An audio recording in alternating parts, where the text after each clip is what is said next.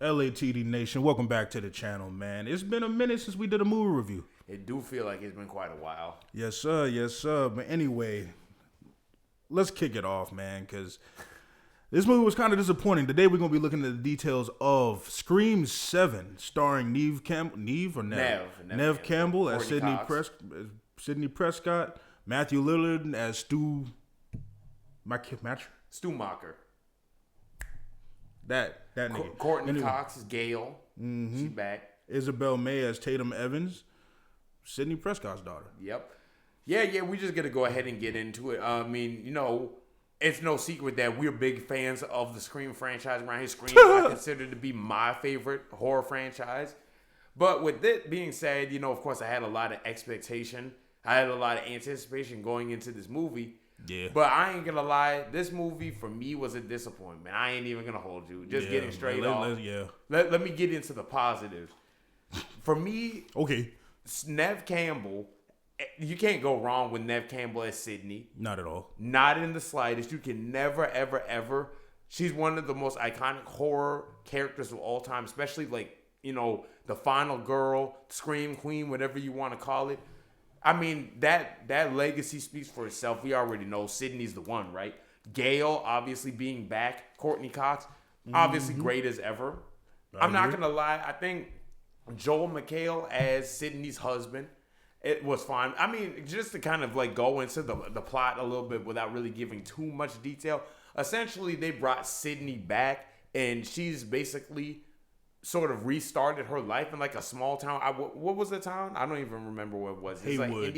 Indiana or something like that. You said Inglewood? I said Haywood, but shit, that's scarier than damn anything Ghostface could throw at you. Shit. No, but yeah. So basically, she's restarted her life in this small town, and she has kind of a strained relationship with her daughter. She's married to Joel McHale, police chief, I believe. Something like that, yeah. Yeah. So essentially, she has a strained relationship with her daughter because her daughter's of age where she kind of wants to know about Sidney's past. Obviously, the Stab movies being a very big thing in the universe based on, of course, Scream. Sidney's life and her experiences. So she's at a point to where she wants to know more about Sidney and what she's gone through and the things that she dealt with. But Sidney is trying to put it behind her and move forward and sort of establish a new beginning for herself. And she's trying to protect Tatum, essentially, because she doesn't want her to go down the same road and to kind of have that same chaos and lose the people that she's lost, right? Understandable. Which, I mean, it makes sense, but of course, Tatum, stereotypical bratty teenage daughter. One thing I will say about this movie is that, and really Scream in general, Scream has always done a good job of having very likable and fleshed out, memorable characters, whether it's the protagonist or the antagonist, who dons the ghost face. But I'll say that this is probably the first one where the characters actually really weren't all that memorable outside of the legacy characters, in my opinion. Yeah. Because I just don't really feel like Tatum is okay, but she's just your stereotypical sort of bratty teenage daughter. They don't really give any reason to really like her that much other than she's Sidney Prescott's daughter. So I guess we kind of have to root for her, especially when the Ghostface killer does emerge, of course.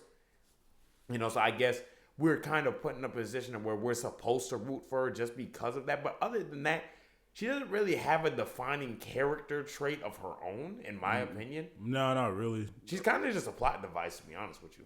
If I'm being real. If I'm being completely honest with you. Because a lot of things that she says in this movie didn't really make a lot of sense to me. This dude Ghostface is out to kill you, your mom, and whoever else, and trying to ruin your life. First of all, the reveal of Ghostface was stupid to me, and so was their motivation. So, yeah. But the thing is, with probably some of the worst Ghostface killers in the entire franchise. Yeah, because they don't got really much of anything to do with anything. Yeah, exactly. And the thing is, I called out who Ghostface was from the first 3 minutes that I saw that person. See, and that's my thing. One thing I love about Scream across the entire franchise, aside from this one, is that Scream has always done a good job. Because you got to remember, Scream came out in '96. By that point, the slasher genre had been very much done to death, become very cliche. Yeah. They had a lot of tropes. And what made Scream stand out is that Scream took all those things, acknowledged it, was self-aware, but they were able to carve their own lane. And they were able to be funny and self-referential, but still also be a genuinely effective slasher movie. And that's just what Scream has always been. It's always been very jokey, very on the nose, campy to a degree, but still overall has done a good job of subverting horror cliches while kind of embracing them.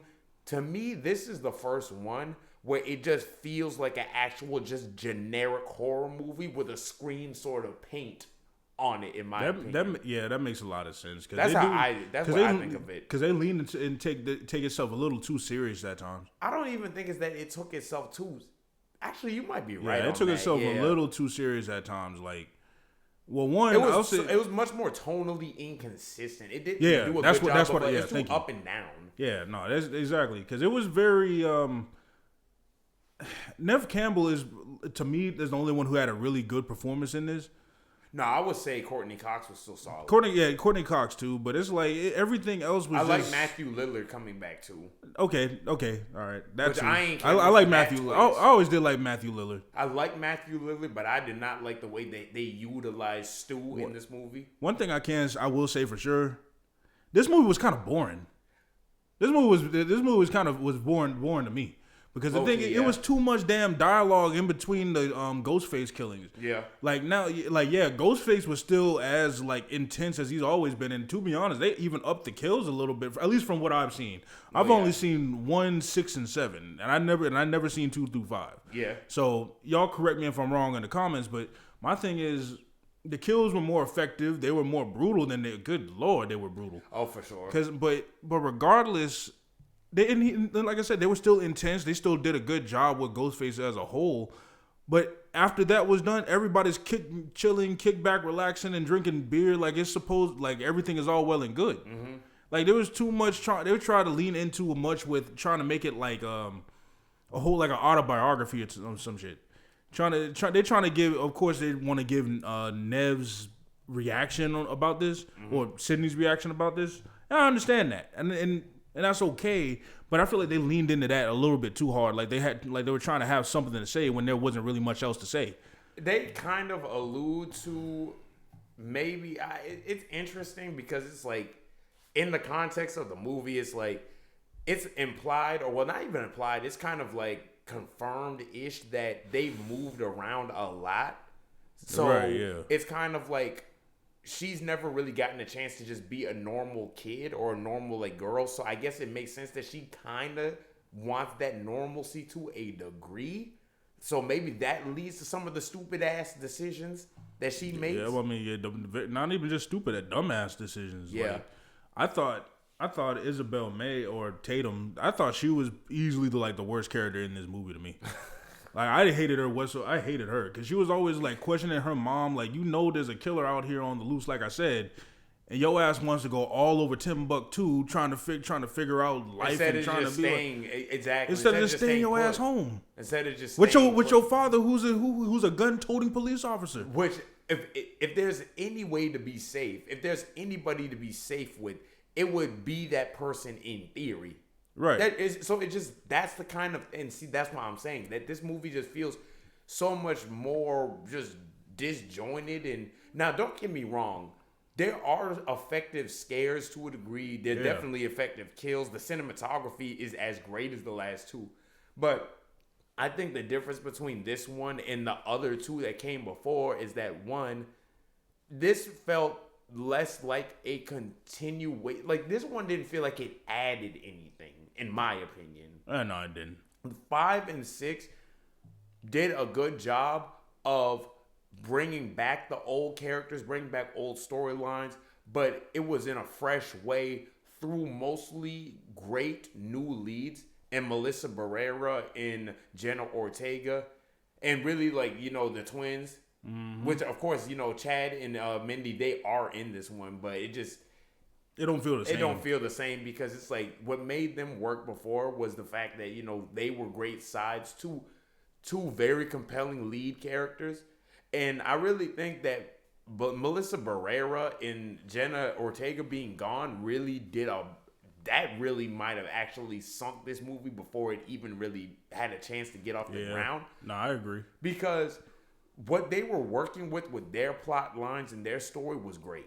I think that because not only were they great as their own individuals, the way that their lore is tied in with the original characters and the original story, it was done in a very seamless way that really made it feel like it just felt like there was a reason for this to be happening. You're right. Whereas something like I Know What You Did Last Summer, the movie last year, this movie felt like the Scream equivalent of that, where it just feels like it's just a legacy sequel 20 some odd years later. Let's see if people are still interested in this, but it doesn't really have a reason to exist. To be honest, I compared this movie to Jurassic World Dominion, especially with all like, because they bring David Arquette back who played Dewey and a bunch of other people, even one lady we didn't even know who they were. And it was kind of cool in a way, though. That was kind of cool. Not for me. All I know is like it felt like Jurassic World Dominion in that regard. Like it's not nearly as bad as Jurassic World Dominion was, but it's still pretty bad. Like I thought this movie was okay. Like for me, it wasn't as bad as it was disappointing. I agree with that. You know, so because I hold Scream to a way higher standard. Because Scream is one of the very few movie franchises, horror or otherwise, that has more than 5 entries, and pretty much all of them have been well received. Like they've never really had a truly badly reviewed movie until this one. Yeah. Every other movie, even 5 and 6, they both notched almost at 80% apiece. Right. And they were back to back. They came out the 5 was in 22, and then 6 was in 23. Another thing that pissed me off about this movie is that there was so much dumb shit that would happen, and they cranked it up to 11. Yeah. Like, to the point where this one character gets killed, and and then he's gone. They're gone for like a whole day and a half, and nobody addressed it. Nobody said, yeah, exactly. Nobody said anything. Mind you, this is a very pivotal character from within like this town. This is a very crucial character, not even just to our main characters like Sydney and them, but just in general. To the town, to the people. Like, and another thing too, Tatum. I don't know if this is a spoiler or not, but the thing that had me dying laughing the most about this movie was the fact that she shoots the ghost face. But she's in the trailer, so okay. So she's walking up slowly to Ghostface, and everybody, literally, no lie, in the theater talk about shoot him in the head, shoot him in the head right then and there, and then she just kind of panics and he gets up. I'm like, oh my god, like I almost fell off my chair laughing at that. No, because it's like, yo, dumbass, you just shot up, just shoot the nigga in the head and in this movie already. No, I'm sorry, bro. No, but all I know is one thing about this movie, y'all will see when it happens. It happens about halfway through the movie. This is a part where where the whole auditorium erupted and everybody was clapping and laughing. And I'm not even gonna lie, this is right before when Gail shows up in the movie. All I know is they could have ended it right then and there, and I would have been happy. Sure, it would have been shorter than I expected it to be. Mm-hmm. But they could have ended that movie right then and there, and that would have been fine. That would have been, like, it's not great, but hey, man, it's better than whatever. Then I wasn't disappointed, you know. Nah, this thing was one thing I will say though is that, and this might not be to the movie's credit, maybe kind of, but it was a fun theater experience though. It was very, because one thing I will say is that Scream is one of the very few franchises that we have still that can bring in a big crowd like on a Friday night, because this was pretty much like a packed theater. Yeah, definitely. And the audience was fun. They were engaged. They were having a good time. People said a couple of things that was funny that kind of added to the experience. Mm-hmm. So overall, that might have enhanced the enjoyment for me more, because if this was just like an afternoon, ain't nobody really in the theater, it would have been even worse. Yeah, no, that's not the credit to the movie at all. Yeah, like the theater experience was funny, man. Like, it was fun. But every time Ghostface, and not to cut you off, it kind of is like what you remember going to the theater on a Friday night was back in the day. Yeah, I agree, because it